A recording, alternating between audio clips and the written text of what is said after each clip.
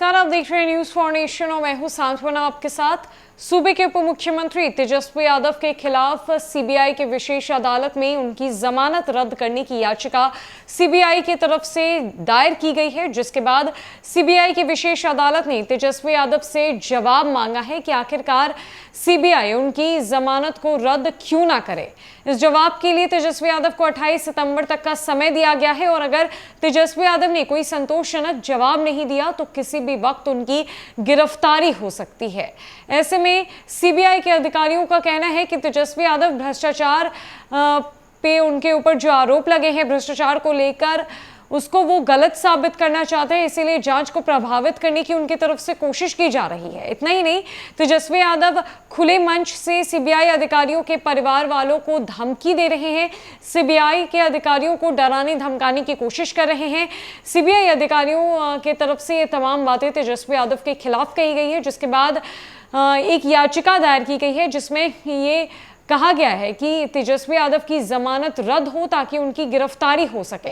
आपको बता दें कि पूरा मामला साल 2004 से साल 2009 के बीच हुए आईआरसीटीसी घोटाले का है, जहां पर तेजस्वी यादव सहित लालू परिवार के अन्य सदस्यों पर यह आरोप लगे हैं कि उन्होंने नौकरी के बदले लोगों से जमीन हड़पी है, अपने नाम पर लोगों से जमीन लिखवाई है और इसके बदले लोगों को रेलवे में नौकरियां दी है। तेजस्वी यादव जहां दूसरी तरफ ये अक्सर कहते हैं कि जब मेरी दाढ़ी मूछे भी उस वक्त नहीं आई थी, जब मुझे ठीक से किसी चीज की समझ नहीं थी, तब मैं कहां से ये घोटाला करूंगा और अगर मैंने किया भी है तो इसकी सच्चाई सबके सामने आ जाएगी। जुलाई के महीने में जहां सीबीआई की रेड राबड़ी आवास पर पड़ी थी, कई चीजों को सीबीआई खंगालने की कोशिश कर रही थी। हालांकि सीबीआई ने इस रेड के बाद कोई आधिकारिक बयान नहीं दिया।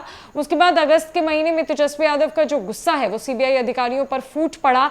उन्होंने कहा था कि क्या सीबीआई अधिकारी हमेशा अधिकारी ही बने रहेंगे, क्या वो नौकरी से बाहर नहीं आएंगे, क्या उनके घर परिवार नहीं है।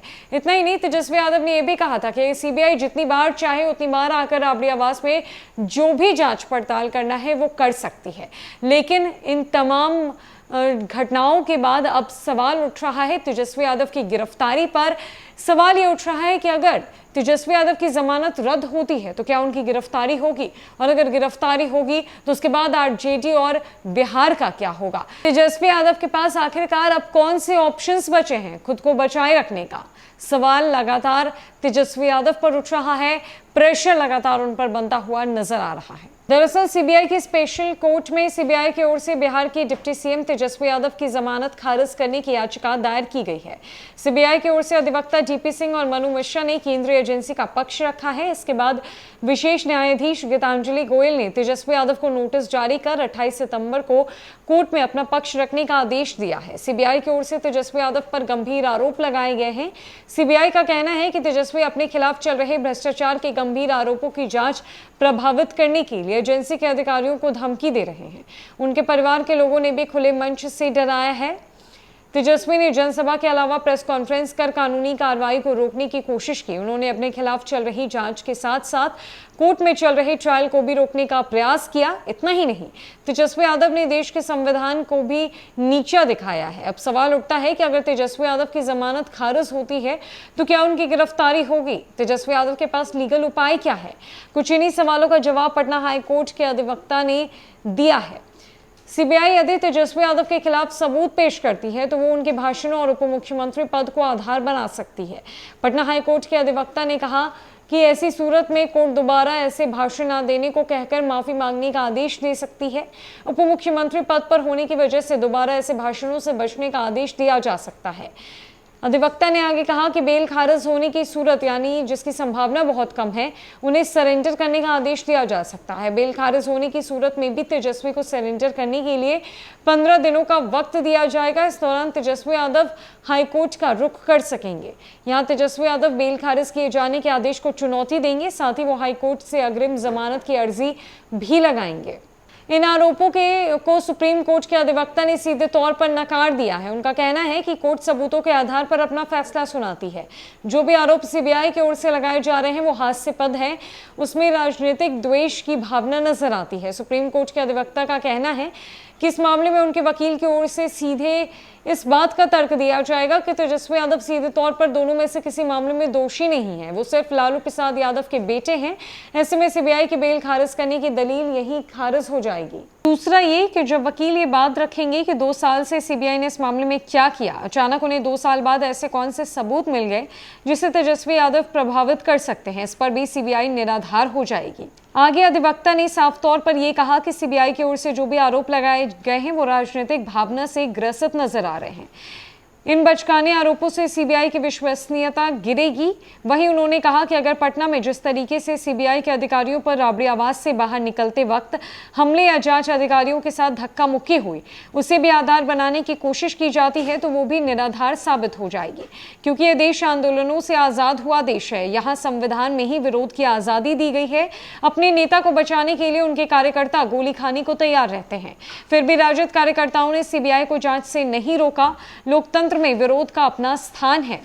सुप्रीम कोर्ट के अधिवक्ता का आगे कहना है कि तेजस्वी यादव को स्वतंत्रता दिए जाने का मामला तो पहली ही नजर में खारिज किया जाएगा, क्योंकि जब उन्हें बेल दी गई तब उनके खिलाफ आरोप हल्के रहे होंगे, तभी तो उन्हें बेल दिया गया। ऐसे में सीबीआई को बेल कैंसिल कराने के लिए बेहद ठोस सबूत रखने होंगे। वे खुलेआम इसका दुरुपयोग कर जांच और ट्रायल में बाधा कैसे डाल रहे हैं, इसके बिना पुख्ता सबूतों के साथ आना होगा। अधिवक्ता ने आगे बताया कि जिस भाषण के आधार को बनाकर सीबीआई धमकी की बात कर रही है उसका भी कोई आधार नहीं बनता है। तेजस्वी भी इस आरोप को नकारेंगे। ऐसे में सीबीआई को स्पेसिफिक ये बताना होगा कि तेजस्वी ने सीबीआई के किस अधिकारी को धमकी दी है। इस तरह के आरोप का जिक्र किया जा रहा है वो बचकानी हरकत है। सीबीआई को नाम और गवाह के साथ सबूत पेश करना होगा। केवल भाषण के आधार पर बेल कैंसिल नहीं किया जा सकता है। यदि कोर्ट के सामने सीबीआई केवल भाषण को प्रस्तुत करती है तो वो अभी बची खुची साख पर ही बट्टा लगवाएगी। इसी प्रकार छल कपट और प्रभावशाली व्यक्ति होने का आरोप भी खारिज होगा। जब तक सीबीआई के पास ठोस सबूत नहीं होंगे तब तक तेजस्वी की बेल खारिज नहीं हो सकती है। उन्होंने कहा कि कोर्ट भी देख रहा है कि तेजस्वी के डिप्टी सीएम बनने के बाद ही उनकी जमानत खारिज करने की याचिका सीबीआई ने लगाई। तेजस्वी 2 साल से बेल पर है, उनके ऊपर गंभीर आरोप नहीं थे, तभी कोर्ट ने उन्हें बेल दिया। देश में तमाम राज्यों में सीबीआई की कार्यप्रणाली पर सवाल उठ रहे हैं। महाराष्ट्र, बंगाल, बिहार इसके उदाहरण हैं। सीबीआई ने कोर्ट में कहा है कि तेजस्वी यादव ने संवैधानिक प्रावधानों को भी नीचा दिखाया है। उन्होंने संविधान के शेड्यूल 3 के आर्टिकल 164(3) के तहत डिप्टी सीएम पद की शपथ ली थी। शपथ ग्रहण में तेजस्वी ने शपथ लिया था कि वे विधि द्वारा स्थापित भारत के संविधान के प्रति सच्ची श्रद्धा और निष्ठा रखेंगे। अधिवक्ता ने तल्ख लहजे में कहा है कि संविधान के रक्षा की जिम्मेदारी कब से संविधान ने सीबीआई को दे दी है। ऐसे आरोप तब तक निराधार है जब तक इस पर राज्यपाल कोई एक्शन नहीं ले लेते हैं। शपथ राज्यपाल ने दिलाई है। तेजस्वी ने उनके सामने शपथ ली है कि वो शपथ के गवाह हैं। राज्यपाल को वहां संविधान के पालन का कस्टोडियन बनाया गया है, ये उनकी जिम्मेदारी है। सुप्रीम कोर्ट के वकीलों ने ये तर्क दिया है कि सीबीआई के द्वारा जितने भी आरोप लगाए गए हैं वो बिल्कुल बचकानी है, वो बिल्कुल भी निराधार है, क्योंकि तेजस्वी यादव पर गंभीर आरोप नहीं लगे थे तभी वो 2 साल से बेल पर बाहर है। और अब अगर सीबीआई उन्हें गिरफ्तार करना चाहती है तो उनके खिलाफ सीबीआई को ठोस सबूत जमा करने होंगे। सिर्फ भाषण के आधार पर राज्य के डिप्टी सीएम को गिरफ्तार नहीं किया जा सकता है। तो ये तमाम बातें तेजस्वी यादव के आईआरसीटीसी घोटाले मामले को लेकर सामने आ रही है, जहां पर 28 सितंबर के बाद ये फैसला होगा कि तेजस्वी यादव के द्वारा जो जवाब सीबीआई की विशेष अदालत में दिया गया है क्या वो संतोषजनक है या नहीं। और अगर नहीं है तो तेजस्वी यादव इस पर आगे की लड़ाई लड़ेंगे। उन्हें गिरफ्तार करना इतना भी सीबीआई के लिए आसान नहीं होगा जितना सीबीआई के अधिकारी समझने की कोशिश कर रहे हैं। फिलहाल के लिए इस अपडेट में इतना ही। नमस्कार।